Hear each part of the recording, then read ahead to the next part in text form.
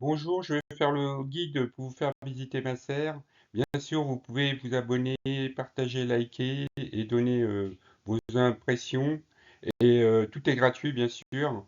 Donc, sous cette vidéo, je vais vous montrer tout mon système de ferme potagère. Là, en premier, c'est le système de la citerne de réception d'eau de pluie.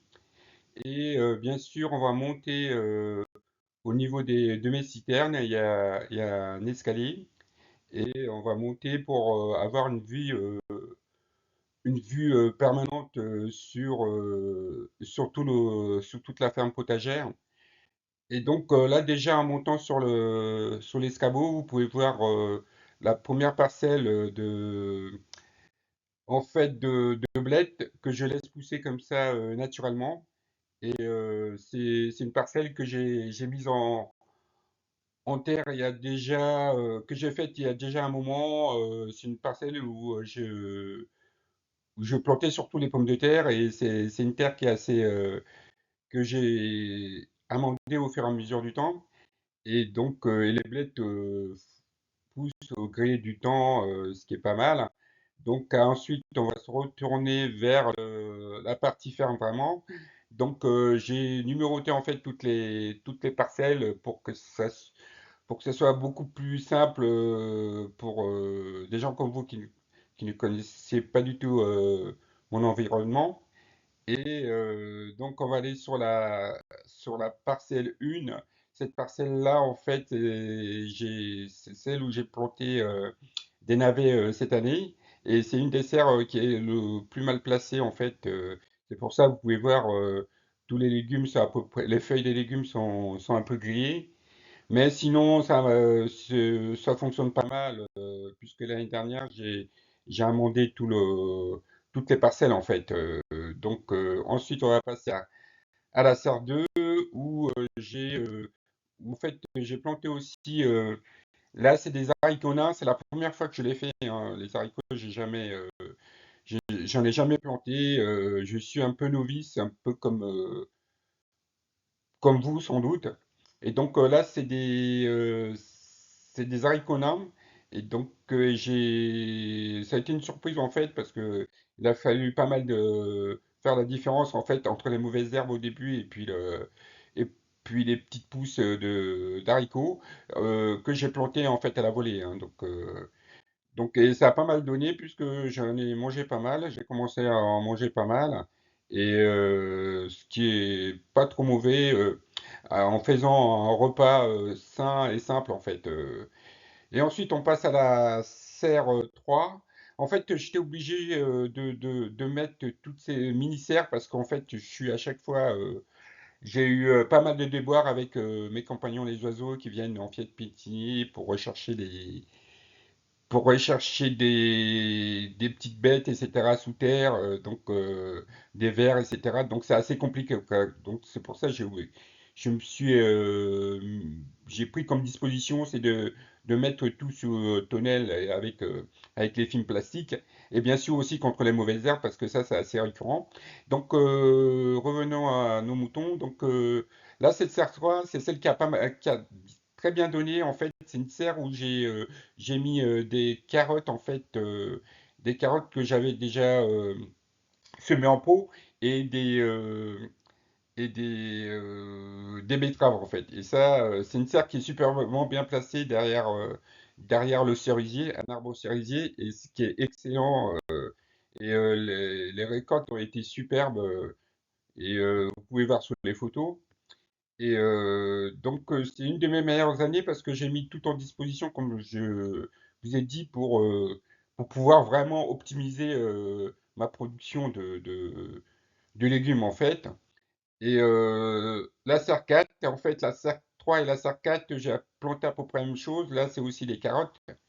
Et c'est des carottes montées et j'en ai aussi eu pas mal du tout cette année.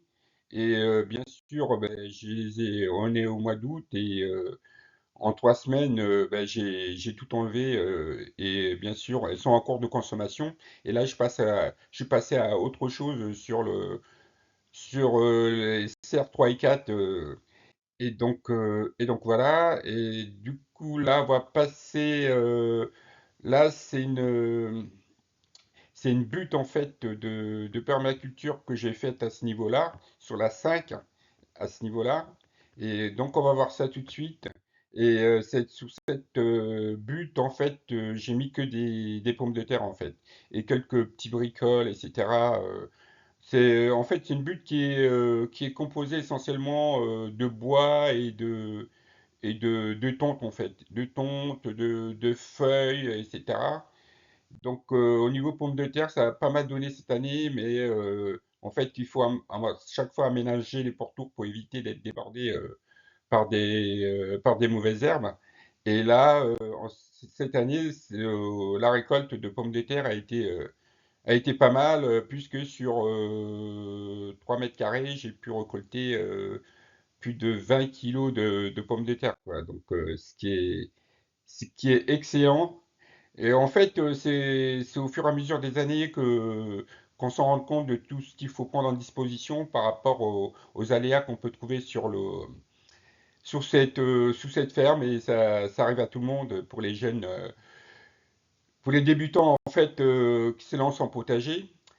Et du coup, ben, on va aller sur la ferme, non pas sur la ferme, sur la tonnelle 6. Là, sur cette tonnelle, j'ai pu planter en fait des patates douces, et aussi, ben, bien sûr, vous pouvez voir aussi qu'il y a des blettes aussi qui poussent naturellement, parce que dans la première année, j'ai pu planter des blettes, mais ça n'a pas marché des masses. Et du coup, presque 2 ans après, elles refont surface en fait. Et au niveau des feuilles de patates douces, c'est vraiment, il a fallu que je les protège, bien sûr, parce que les fourmis et toutes les petites bestioles en raffolent en fait, comme nous, les humains aussi. Parce que les feuilles de patates douces, on peut en faire pas mal de choses. Et là aussi, j'ai planté aussi des courgettes qui ont du mal à venir, mais là, elles commencent à sortir au fur et à mesure. Et donc sur la parcelle 7, c'est un peu plus compliqué. Là, c'est des potirons et elles ont du mal à donner. Vraiment, j'ai vraiment du mal. C'est la parcelle 7 et la parcelle 8 que vous allez voir. C'est celle où j'ai du mal en fait à produire, vraiment, avoir une bonne production de légumes. Je sais pas trop pourquoi. C'est à méditer. Et donc, sur la parcelle 8 que vous pouvez voir aussi, j'ai encore semé des betteraves, parce que j'adore les betteraves de Boston, etc. Comme j'aime tout ce qui est sucré, ben ça tombe bien. Et là, on va passer sur la grande serre. En fait, c'est une serre qui me sert en même temps de serre bien sûr de culture, mais en même temps aussi des serres comment on appelle ça, pour les semis en pot, à la sortie de l'hiver.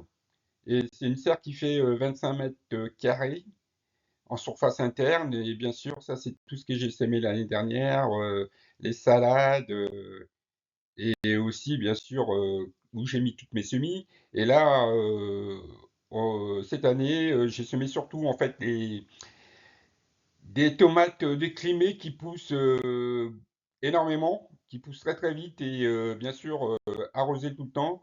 Et là, on est au mois d'août, et j'ai commencé aussi à avoir quelques tomates, mais je laisse un peu le système se faire tout seul en fait. Au niveau des tomates, je fais pas de l'entretien, etc. Et on voit que ben, les tomates, elles ont du mal à rougir en cette année. C'est le cas de beaucoup de personnes. Et je vais sans doute faire une vidéo là-dessus aussi. J'ai une vidéo en préparation. Et aussi, là, c'est la serre la plus longue, en fait, la serre 10, où j'ai planté, en fait, des poivrons. J'en ai planté pas mal, hein. Cette année, j'ai dû en planter, je sais plus, parce que je les ai fait en pot en début de printemps. Et là, il doit y avoir une quinzaine de pieds, en fait, que j'ai réussi à avoir. Et là, bien sûr, j'ai semé aussi